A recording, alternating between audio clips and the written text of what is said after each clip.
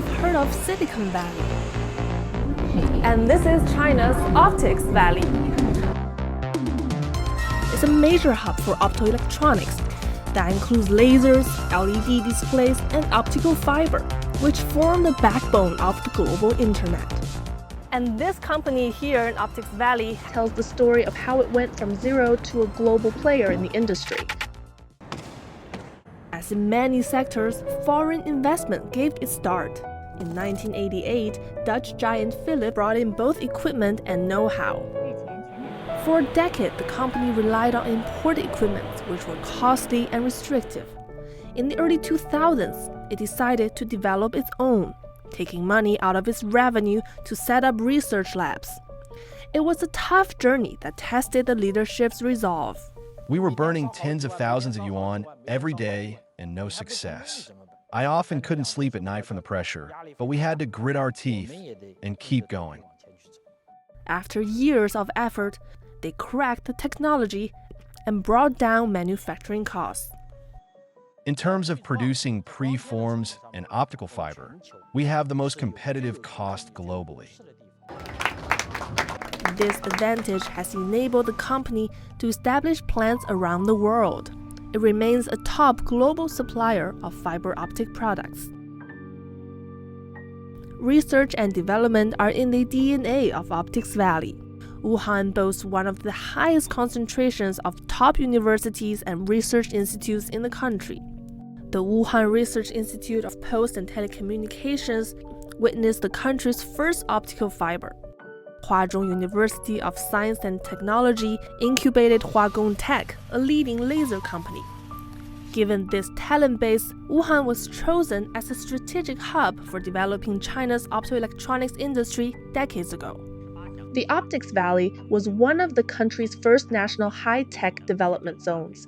The establishment of high-tech zones broke the old model where scientific research and innovation were isolated efforts.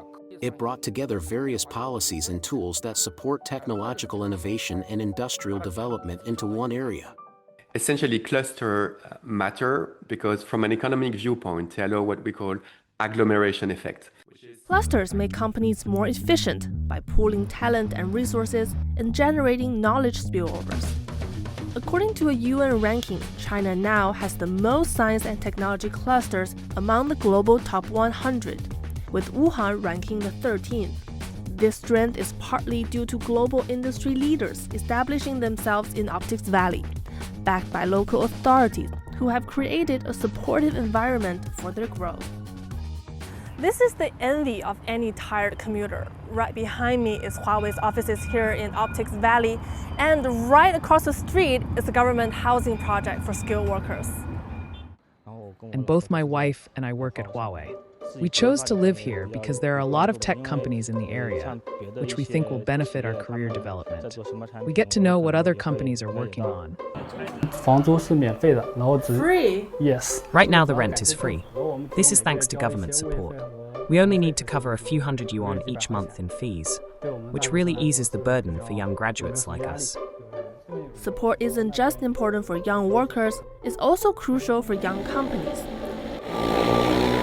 This drone firm, founded in the valley a decade ago, made over 100 million yuan in revenue last year. In the early stages, we received rent reductions, which allowed us to put all our energy and funding into research and development. That was crucial for our survival and growth. Today, the Optics Valley is home to more than 5,700 high-tech companies, spanning a wide range of fields far beyond optoelectronics. Last year, the zone's GDP rose by 7% to 320 billion yuan, contributing to half of Wuhan's overall economic growth. It's the kind of momentum China aspires to achieve across all 178 national high-tech zones.